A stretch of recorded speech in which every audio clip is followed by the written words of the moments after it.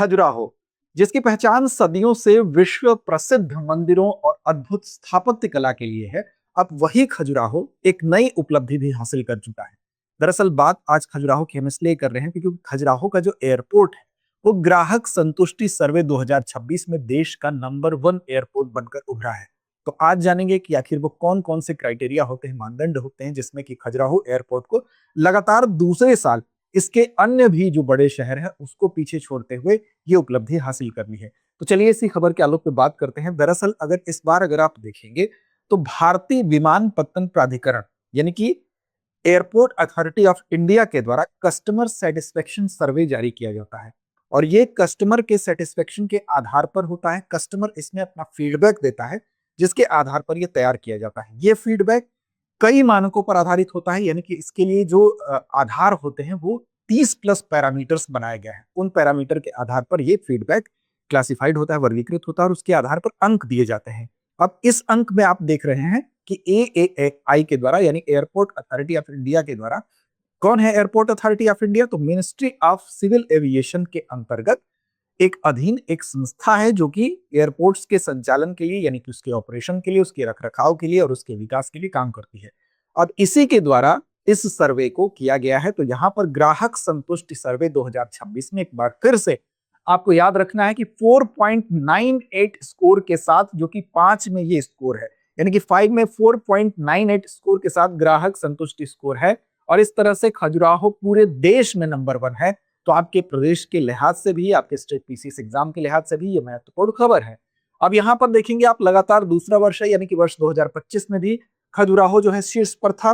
तो यहां पर देखिए पिछले बार के स्कोर से इस बार के स्कोर में अगर आप देखेंगे तो स्कोर में थोड़ी सी गिरावट है, लेकिन स्कोर में गिरावट के बावजूद स्थान में कोई गिरावट नहीं है। पहले स्थान पर 2025 में भी था, दूसरे स्थान पर 2026 में भी पहले स्थान पर है। तो स्कोर में 4.99 स्कोर था पिछले साल 2025 में और इस बार जो है वो देख रहे हैं 4.98 स्कोर है। तो थोड़ी सी 0.01 की गिरावट देखी जा रही है, लेकिन जो रैंक है रैंक पर कोई असर नहीं पड़ रहा है। अब इसके साथ साथ एक और चीज आपको ध्यान रखना है, खजुराहो की पहली रैंक है, लेकिन आपकी स्टेट से कौन अन्य जो एयरपोर्ट हैं उन्होंने यहाँ पर स्थान अपना सुनिश्चित किया। तो यहाँ पर आपको दिखाई दे रहा है कि भोपाल, खजुराहो पहले रैंक पर है। भोपाल आप देखेंगे तो ज्वाइंट रूप से, संयुक्त रूप से भोपाल जो है वो तीसरी रैंक भोपाल ने हासिल की है। तो यहाँ पर 4.96 स्कोर के साथ आप देख रहे हैं कि यहां पर भोपाल को कौन सा मिला है? तो तीसरी पोजीशन मिली है संयुक्त रूप से। अब यहां पर पिछली बार अगर स्कोर देखेंगे तो भोपाल का स्कोर कितना था? 4.99, यानी कि इसका स्कोर जो है इसमें कितनी गिरावट देखी गई है? तो 0.03 की गिरावट भोपाल के स्कोर में देखी गई। वहीं पर ग्वालियर की बात करें तो इसके बाद मध्य प्रदेश के खजुराहो के बाद भोपाल, भोपाल के बाद ग्वालियर ने अपना स्थान सुनिश्चित किया है, चौथी पोजीशन। तो ज्वाइंट रूप से चौथी पोजीशन और यहां पर 4.95 स्कोर है। पिछली बार इसका स्कोर 4.94 था। तो हम कह सकते हैं कि इसमें ग्वालियर जो है वो आपको दिखाई दे रहा है जिसने अपने स्कोर को क्या किया है? इंक्रीज किया है। तो यहां पर 0.01 स्कोर जो है इंक्रीज हुआ है ग्वालियर का पिछली बार के रैंकिंग में। अगर आप देखेंगे तो जबलपुर इसके बाद जबलपुर का स्थान आता है, 7वें स्थान पर जबलपुर है संयुक्त रूप से। 4.92 स्कोर है, पिछली बार 4.93 था। तो इसमें अगर केवल ग्वालियर को छोड़ दिया जाए तो बाकी सबके जो स्कोर है वो पिछली बार की तुलना में कम हुए हैं, यानी कि ग्राहक संतुष्टि सर्वे 2025 की तुलना में स्कोर 2026 में कम हुए हैं, लेकिन स्थान यही है। तो स्थान में शीर्ष पर खजुराहो लगातार दूसरे साल है, ये आपको याद रखना है। अब देखिए सवाल आता है यहाँ पर कि आखिर ये किस आधार पर इसका मूल्यांकन किया जाता है? तो इसमें देखिए जैसा कि शुरू में ही बताया गया कि 30 प्लस पैरामीटर्स होते हैं और उन पैरामीटर्स, उन्हीं कैटेगरी में यात्रियों से फीडबैक लिया जाता है। अब देखिए इसमें चेक इन जब आप कहीं भी करते हैं एयरपोर्ट में, तो चेक इन प्रक्रिया कैसी है? जटिल है कि इजी प्रोसेस है?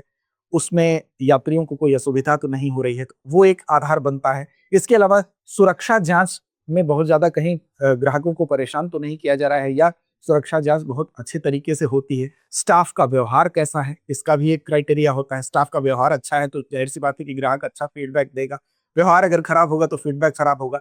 साथ साथ जो टर्मिनल है उस टर्मिनल में स्वच्छता कैसी है? जो बैठने की जगह है, वॉशरूम है, इन सब जगहों पर स्वच्छता का कितना ध्यान रखा गया है, ये भी क्राइटेरिया होता है। वेटिंग एरिया, जहां पर लोग बैठ के अपनी फ्लाइट का इंतजार करते हैं, तो वो एरिया कैसा है? वहां पर अन्य सुविधाएं जो होती हैं वो कैसी हैं?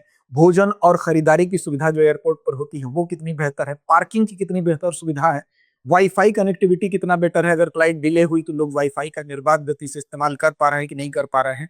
फिर बैगेज डिलीवरी जो होती है, यानी कि जो सामान आप रखते हैं वो सामान फिर जब आपको दोबारा मिलता है तो उसको मिलने में क्या बहुत लंबा समय तो नहीं लग रहा है, लंबा समय लगेगा तो जाहिर सी बात है कि स्कोर जो है, फीडबैक जो है वो यात्री कम देंगे।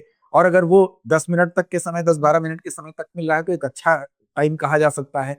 साथ साथ यहाँ पर देखेंगे कि ग्राउंड ट्रांसपोर्ट का कैसा वहां पर हिसाब किताब है। का मतलब ये होता है कि आप जब उस एयरपोर्ट से बाकी जगहों पर उतर कर जाना हो तो आपको टैक्सी की या मेट्रो की कनेक्टिविटी कितनी बेहतर है, तो ग्राउंड ट्रांसपोर्ट भी एक इसमें मानदंड है। साथ साथ इसके अलावा सूचना प्रणाली वहां पर किस तरह की, जैसे साइनेज बने होते हैं, तमाम निशान बने होते हैं कि इस दिशा में आपको जाना है, इस दिशा में जाना है, जिससे कि उस साइनेज से लोगों को आसानी से किसी भी जगह पर पहुंचने में, हर चीज स्पष्ट तौर पर लिखा होता है, वो आसानी होती है, तो ये भी होता है। फिर डिजिटल हम कह सकते हैं कि जो स्क्रीन लगी होती है, ये सारी चीजें, अनाउंसमेंट कितना फ्लुएंट है, अनाउंसमेंट कितने सरलता से लोगों को समय समय पर सूचना दे रहा है, ये भी क्राइटेरिया होता है। तो ये सारी चीजें मिलाकर यहाँ पर इस स्कोर का आधार बनती हैं। तो ग्राउंड ट्रांसपोर्ट लेकर पार्किंग व्यवस्था, सूचना प्रणाली, चेक इन की सुगमता, सुरक्षा जांच, एयरपोर्ट स्टाफ का व्यवहार, प्रतीक्षालय की सुविधा कैसी है, टर्मिनल की स्वच्छता कैसी है, भोजन खरीदारी, मुफ्त वाईफाई, त्वरित बैगेज डिलीवरी, समग्र सुरक्षा व्यवस्था, संपूर्ण यात्री संतुष्टि, इस सब मिला के फिर क्या होता है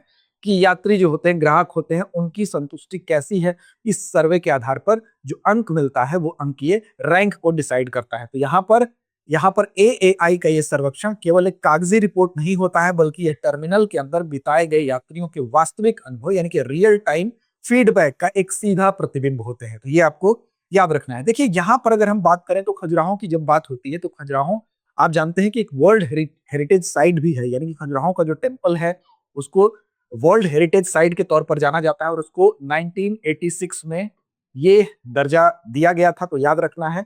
और अगर ये चीज होती है तो यहाँ पर क्या होगा, खजुराहो जो है टूरिस्ट प्लेस वैसे भी है, तो लोगों का ट्रस्ट बढ़ता है, और जब ट्रस्ट बढ़ेगा तो यहाँ पर पर्यटन और ज्यादा बढ़ेगा, और पर्यटन बढ़ेगा तो यहाँ की अर्थव्यवस्था बेहतर होगी। तो ये सारी चीजें एक दूसरे से जुड़ी हुई हैं। साथ साथ आपको पता होना चाहिए कि छतरपुर जो है, छतरपुर में ही ये स्थित है। छतरपुर जो एमपी का जो डिस्ट्रिक्ट है वहां पर स्थित है, और ये बेसिकली खजुराहो का जो मंदिर है अपनी मंदिर वास्तुकला और मूर्तिकला दोनों के लिए जाना जाता है। चंदेल राजवंश के द्वारा खजुराहो टेम्पल को जो है वो बनवाया गया था, और याद रखेंगे कि ये 900 से लेके 1130 ईस्वी के बीच इसका, ये आप देखेंगे 900 से 1130 ईस्वी के बीच इसका कार्यकाल है, ठीक है ना।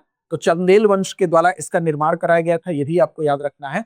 और 12वीं शताब्दी में आप देखेंगे तो 20 वर्ग किलोमीटर का जो क्षेत्र था, इस 20 वर्ग किलोमीटर क्षेत्र में लगभग 85 मंदिरों का समूह था। हालांकि इस समय वो 20 मंदिर ही इस समय इसमें दिखाई आपको देते हैं। इसमें पहला उल्लेख अगर आप देखेंगे तो अल-बेरूनी का नाम आपने सुना होगा।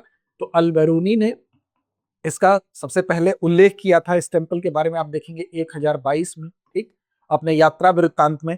और इसी तरह से आप देख सकते हैं कि इब्न बतूता भी यहाँ पर यात्रा किया था, तो इब्न बतूता भी इसका उल्लेख करता है, ठीक।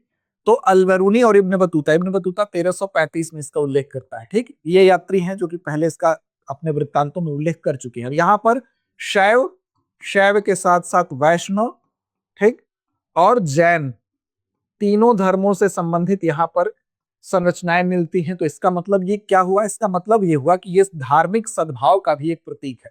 धार्मिक सद्भाव भी यहाँ पर व्यक्त होता है। और पत्थर की मूर्तियों के लिए ये विश्व प्रसिद्ध है। विशेष तौर पर अगर देखेंगे आप तो यहाँ पर एक मंदिर है, कंदरिया महादेव का मंदिर, कंदरिया महादेव मंदिर, ठीक।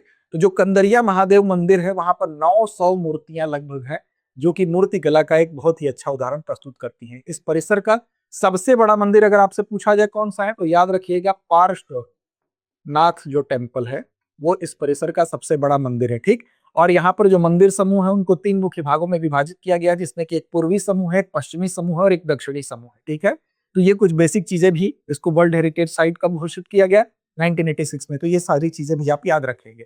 अब इससे क्या लाभ होगा, तो जाहिर सी बात है कि इससे टूरिज्म जो है वो बढ़ेगा, क्योंकि लोगों का ट्रस्ट बढ़ेगा। इससे विमानन एविएशन में ट्रस्ट बढ़ने से क्या होगा कि इसकी डिमांड ज्यादा होगी, और डिमांड ज्यादा होगी तो एयरलाइंस को अन्य नए मार्गों पर उड़ान शुरू करने के लिए ये प्रेरित करेगा। और कहीं ना कहीं इससे प्रदेश की अर्थव्यवस्था बढ़ेगी, क्योंकि टूरिज्म बढ़ेगा, लोगों का ट्रस्ट बढ़ेगा, ज्यादा लोग आए जाएंगे तो स्थानीय स्तर पर रोजगार सृजन होगा, और पर्यटन आधारित जो भी व्यवसाय हैं वो बढ़ेंगे। इस तरह से हम कह सकते हैं कि ये पर्यटन आधारित व्यवसायों को एक नई एनर्जी देने का काम करेगा। और चलिए अभ्यास प्रश्न पर चलते हैं। तो अभ्यास प्रश्न आपके लिए है कि कस्टमर सेटिस्फेक्शन सर्वे का आयोजन कौन सी संस्था करती है? डीजीसीए, एईआरए भारतीय विमानपत्तन प्राधिकरण या नागरिक उड्डयन मंत्रालय? तो इस प्रश्न का जवाब दीजिए कमेंट बॉक्स में। साथ साथ चैनल को सब्सक्राइब नहीं किया है तो कर लीजिए। लड़ते रहिए, अपने लक्ष्य की ओर बढ़ते रहिए। अब एग्जाम की तैयारी को और बेहतर करने के लिए हमारे चैनल को लाइक, शेयर और सब्सक्राइब करना ना भूलें।